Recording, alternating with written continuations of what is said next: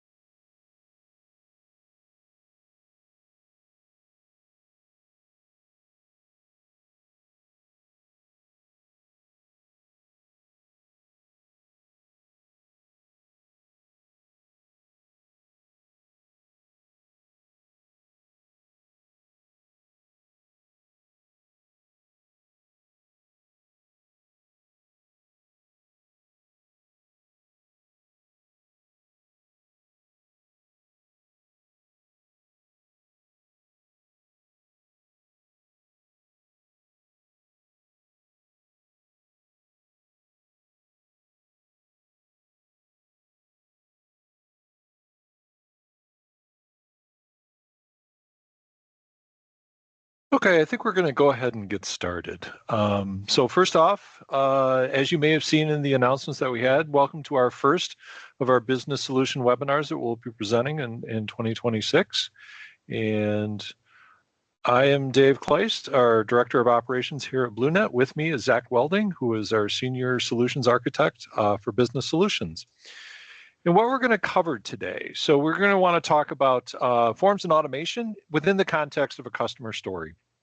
And as a result of that, we'll kind of outline some of the challenges that you'll see with a manual process that is involved with forms, and then talk about how that's a solution built on the SharePoint and Power Platform can actually address some of those issues, kind of get you a more streamlined process. And then we'll have Q&A and a summary. So as we go through, go ahead, let us know if there's any question or anything. We'll be watching in the chat. Type thing. I think we want to keep this one a little bit more informal. So thanks for everyone for bearing with us as we go through our growing pains on this. So to set our context, we're building this off of a use case from a customer. Pretty straightforward issue. If there's an injury in the workplace, they have a form they expect to get filled out and then processed accordingly. So the context in this one is they had some after-hours work that was happening with an employee and a project lead, both of whom were relatively new to the organization. So this is like a late Friday evening kind of thing. They do a lot of after-hours work. So the employee in question sustained an injury, obviously needed to be addressed, got medical care, and moved on. Now, how that process is supposed to work for the customer is, as we can see here, the employee sustains an injury, gets medical care. Around the same time, they'll go ahead and get the information collected on a form, work with HR to get that properly filled out, sent to a carrier, and then that's sent on to the care provider to make sure that all the paperwork and everything happens in place. Relatively straightforward. Does assume, though, a couple of things. One, that they know where to get the form, and then two, to know to actually contact and pull in HR. So in this particular case, with this injury, because both the employee and the project lead were new, they didn't know what the process was. So what ended up happening was this kind of a context. So again, the employee sustained the injury, most importantly, got the care they needed, but they didn't realize they needed to tell anybody. So what ended up happening here is we can see in this particular spot, they waited a while. It was a couple of weeks before anybody realized that there was paperwork that actually needed to be filled out and collected. HR caught wind of it. And so they're like, had to circle back. So they said, okay, well, we need this form. We need to go back, talk to the project lead. We go back and talk to the employee and try and collect that information a couple of weeks or so after it actually happened. So you can imagine some of the challenges there. Did they get all the information? Did they have the details right? What about the time? Things like that.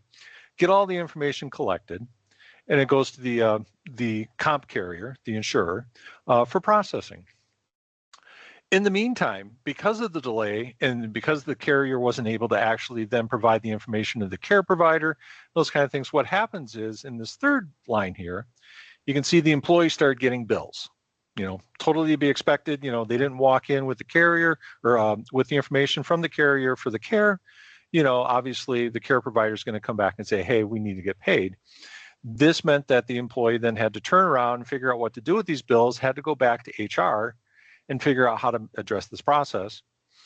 And then actually go back to, HR had to go to the carrier saying, hey, by the way, as we talked about, now we've got this issue because we didn't get the paperwork in time. We're actually starting to see some of the bills that come through the employee.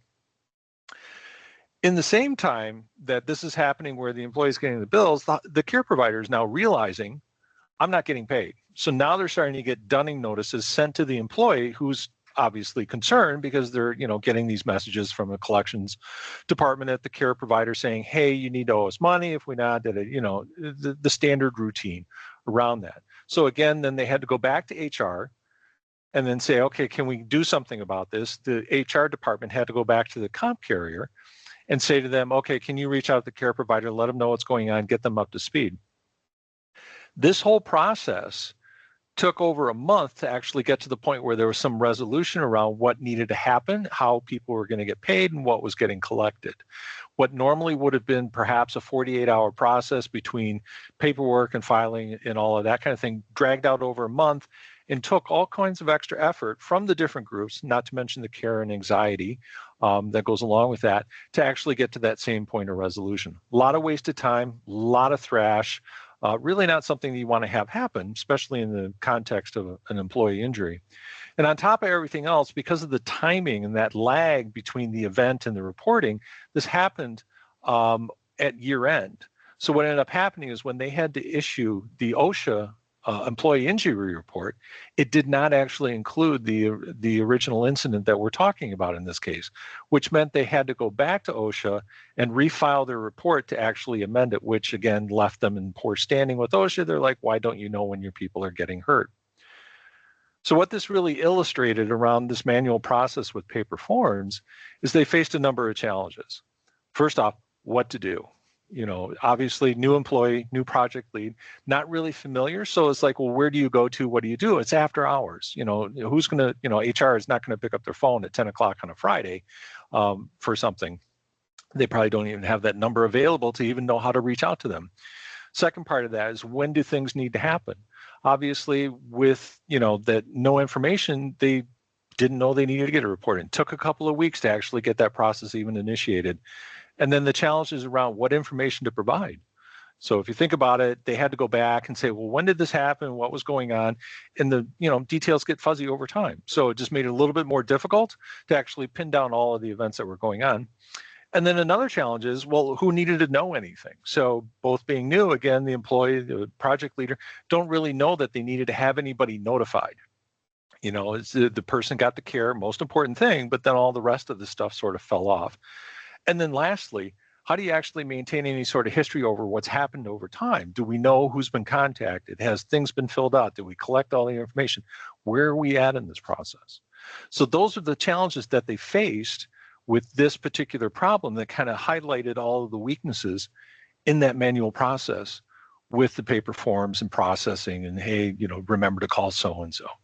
So what we'd like to highlight here is the solution that we built for the customer to address these issues and get them a more streamlined and manageable process with a predictable set of performances. And with that, I'll go ahead and ship this over to Zach, and he'll walk through the solution and show you some of the key points and how we solve those particular issues. Perfect. All right, let me get my screen shared here.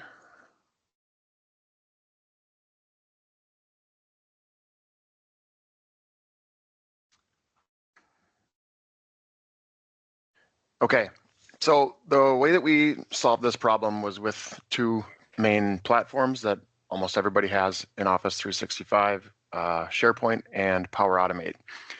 You could take this a lot further or dumb it down even compared to what we're going to demonstrate here, but the idea is that it's flexible and it provides a reliable process to help go from A to B. So talking about the challenges faced, what to do, this makes it easy. You guys, if you don't have an intranet, you can have a place where just general links can be stored, but most organizations at least have a link library or an intranet. This is where that type of link would live. So here we have a demo intranet, and this link could live anywhere. It could live as a quick link on a homepage. It could be in the HR department site. It could be all over the place. But the bottom line is the what to do is fill out the form. That's it. They don't need to know who gets contacted after that, because all of that happens automatically. So we have the form here. Person can fill this out. And again, this can be flexible. You don't have to ask all these questions. This example does have a lot of information that they're gathering.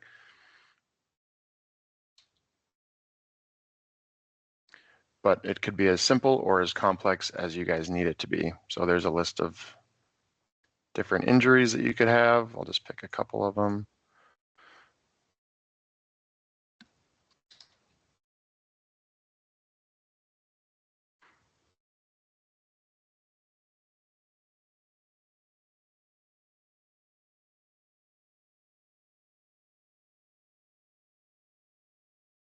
Leave those blank for now.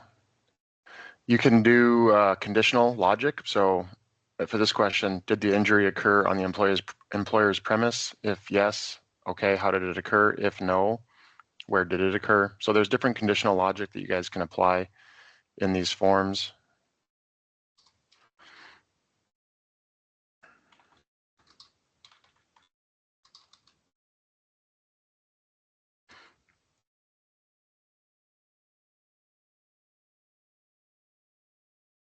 and that's it. So it's very simple for the user. They literally just know that they need to complete a form, and that's it. After that, Power Automate is used to run the process. That process can be however you guys would want to define it. In this case, what happens is an email goes to the manager confirming that this did indeed happen. After that, they acknowledge that it did. After that, it would go to HR. HR would get all of the details, all the attachments, they'd review it, and they'd need to do the communications that they have to do with the provider, with the carrier, et cetera. And once that's taken care of and everything's done, then they have an acknowledgement that they can click complete, and that would wrap up the process. What would happen then is Power Automate, in this case, would create a PDF version of the form that they filled out, along with all of the attachments that they submitted, and that would get saved into an employee folder. That employee folder lives in the HR site outside of the intranet. So you can see here in an accounting HR private team, underneath their shared files, there's a folder for personal injury reports, and every time a injury report is finished, it would create a folder for that user and that date. It would save their submission as a PDF, and then anything they attached would also be stored here. So that keeps the information in a private place that's away from the user for long storage record keeping. The data that the user actually submits gets stored in a SharePoint list in the back end. That can live anywhere. It could live on the intranet. It could live in that same private HR site, and then the link be shared. But the way that that's built is the easiest way to do it would be through SharePoint. So you create all of the different fields that you need within the list, and there is a built-in forms option that you can use. It uses Microsoft Forms technology and layouts to create an end user form.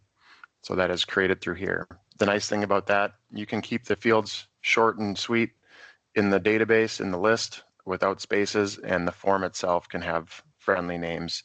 Things can be reordered. You can give them subtitles and so on. That is the link that we used on the homepage to provide to the user. So that solves the what to do, the when to do it, and the what information to provide, because the form has required fields. So if you don't fill everything out, you can't submit it. So it ensures that all of the information is gathered up front so that you don't have to go back and forth grabbing things. SharePoint lists are nice because they offer a lot of flexibility. For example, you could set this so that users can only see their own submissions. So whenever a user would come to this list, if you wanted to even provide the list to them, they would only see their own. They could see the status. So if they were curious, oh, I wonder if my supervisor ever approved this, or if HR ever approved it, or where it's sitting at, this status would be an indicator of that. The automation that's built with Power Automate can update that along the lines as it goes. You can also go back and do reporting on this. If you were curious, hey, how many incident reports did we have in 2025? It's easy to come back here, apply some filters, and get some totals. One of the specific things that you can use within Power Automate is the approvals function. So that's what we would use for to notify the supervisor and HR. It is a formal process that gets tracked within the Dataverse. And let me show you what that looks like. So there's an approvals app that you can add within Teams. So when an approval is assigned, you would get an email. You would also get a pop-up notification within Teams, and all of your approvals for the end of time would be stored in here. So if the approval was assigned to you, it's easy to go back and see that you've done it here. But the nice thing about Power Automate is that it also carries all of the status, the date the approval was completed, and any comments that are applied during the approval process back to the list item, again, for record keeping so that you can see everything in one spot. So we had a question come in, Zach, on some of the data that we're collecting on a form. Can you set the a minimum number of characters to be entered and then prompt if it's not met? Yeah, so you can get as crazy as you want with these forms. It all depends on what form application you want to use. So within the columns, for example, if we were to look at like the treatment column, oops, not that one, sorry, the treatment name. So there's two different types of text columns. There's single line of text where you can have up to 255. I could limit this to anything less than that, but nothing more. If you need more than 255, then you would need to choose the multiple lines of text. And if you were to stick with the general form option, you're kind of stuck with what you get. I don't think that it lets you set any, yeah, you can't put any other restrictions on that. So if you needed somewhere more than 255 and something else, you'd have to use a different form option, which would be Power Apps. That's another option you have for forms within SharePoint lists. So I would always create the database in SharePoint, and then if it's just a basic form, use forms. If you need something more complicated that forms can't handle, this is the option you would use, the customize forms option.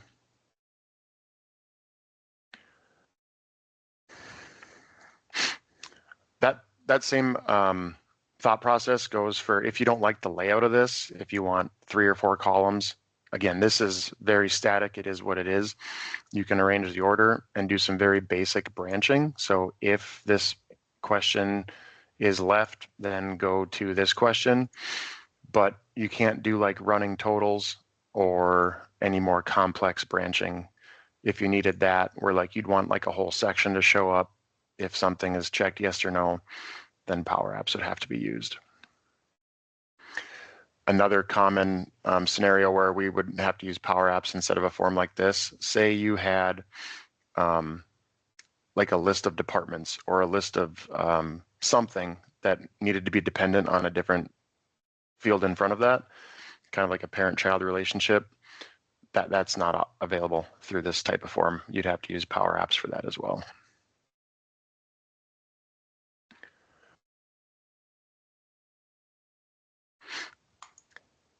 That kind of sums up the demo here. So if anybody else has any questions, we'd be happy to answer those.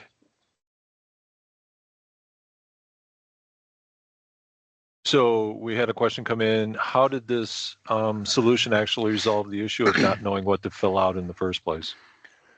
Sure. So in that customer story, they had a paper form that was stored in a file share somewhere that they had to print off and get wet signatures for.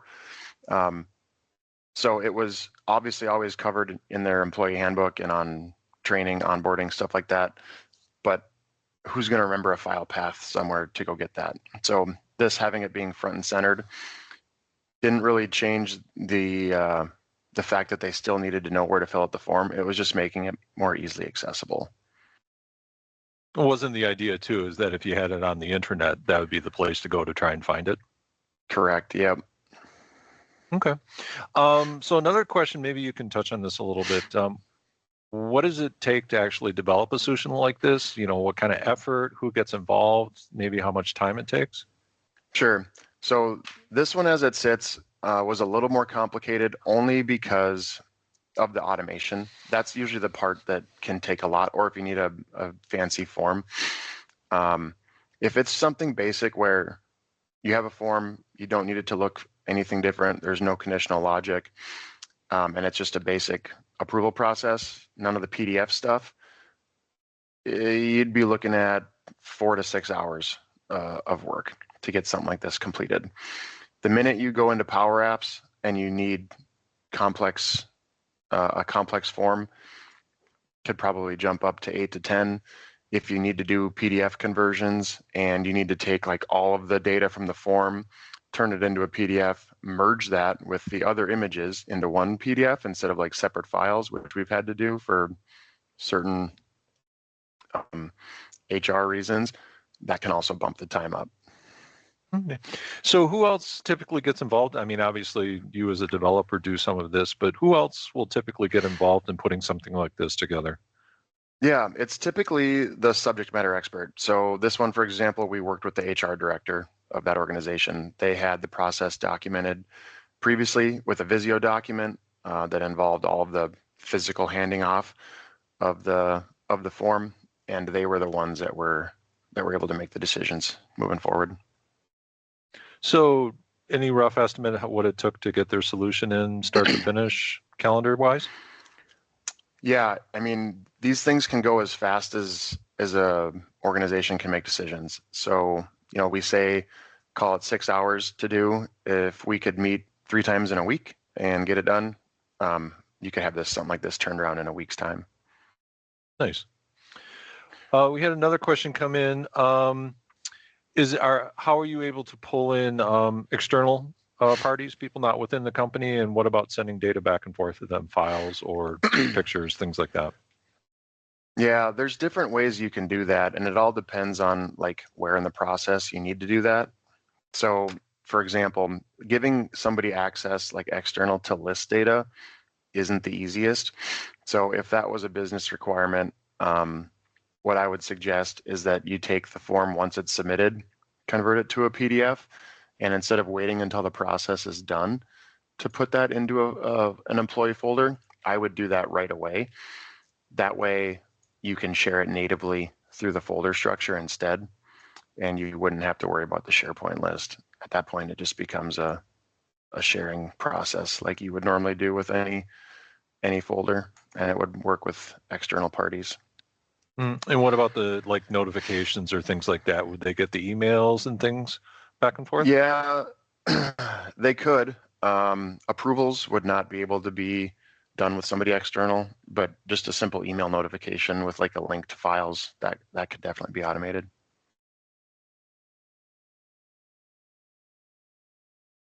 Okay. Anybody have other questions?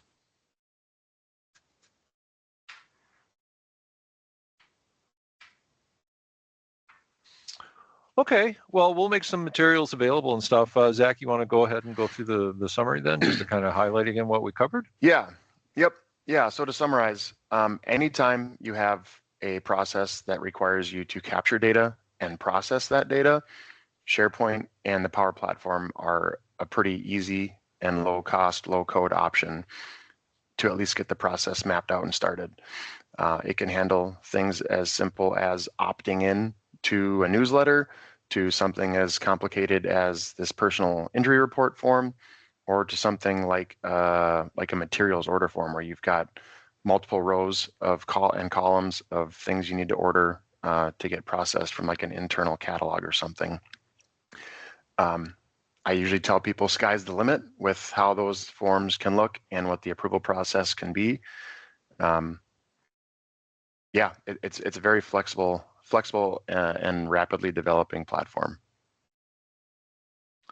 Sounds good. We might have one more question coming in, maybe. I thought I saw maybe somebody typing. We'll give it a minute.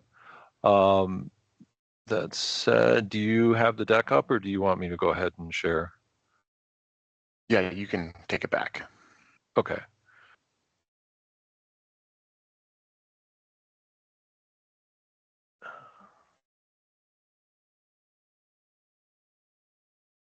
So just last little highlight, like we talked about, Zach summarized. We kind of went through how the solution will actually, wrong slide here. So we can talk about how that helped. So highlighting what to do. I mean, not necessarily giving them prescriptive, you've got to go find this particular file path, but just know where to find it. So that whole idea is like, here's the one place you can go if you need forms, if you've got a particular issue, go ahead and do it. When to do it, obviously, makes it easy to do. You've got the form in there. You can have the information kind of help that process control flow. What information to provide, as Zach highlighted with that form, you can customize that with mandatory and optional fields. You can actually put in conditional rules to say, if it was this, I also need this information. Nice way to kind of have them know for sure what they need to provide as a part of whatever they're reporting on. Who needs to know? with the approvals, with the notifications, you can actually build into that process who's actually going to get notified on the particular items and events that are getting. So if we've got a form that's gotten filled out, okay, we know where it needs to go. It's going to get to that person, get them notified. And then we saw with the SharePoint in the background, the lists, you can actually see you've got that history. What has happened so far? What's the state of my current process on that one? Who's seen it? Where has it gone? Is there any particular status on that that I need to track? So you can kind of see, when we go back to look at that initial manual process, we can actually see how building something automated is going to address those weaknesses. Obviously, a well-honed manual process isn't going to look that different, but we know it's a people thing. There's always going to be times that are flustered, stressed, make a mistake, and that's where really that automated solution provides that ability to create that predictable processing of what you've got for the flow, so you're not relying on someone to have remembered or to do the right thing at the right moment. You can actually have that captured as the overall process. So that is our first presentation. If there's anything that we didn't cover as a part of this session, we will be happy to follow up with you afterwards. We'll go ahead and send out a quick summary email. And as Zach highlighted, obviously the SharePoint Power Platform, low-cost solution for putting these kind of low-cost set of tools to put these kind of solutions together. Really something you should be looking at, especially if it's the kind of things where, boy, that'd be great if this was automated, but I'm thinking I don't need to run a whole project. As we highlighted, this is the kind of thing that if there's some impetus to actually get this done, it can be done quickly. For a small number of hours, you can actually get that process put together and have that available to teams. And then we'll go ahead and follow up afterwards with our contact information. So again, Zach is our business solutions consultant. I am our director of operations. Certainly feel free to reach out to either of us. We've also included our general sales number here. So if down the road you decide that you would like to pursue this more and weren't sure who to talk to, you can certainly call in our sales number and get that information. And with that said, thank you for joining our session today. And we'll go ahead and send out some follow-up information, and do let us know if there's any questions. Thanks, everyone. Thank you.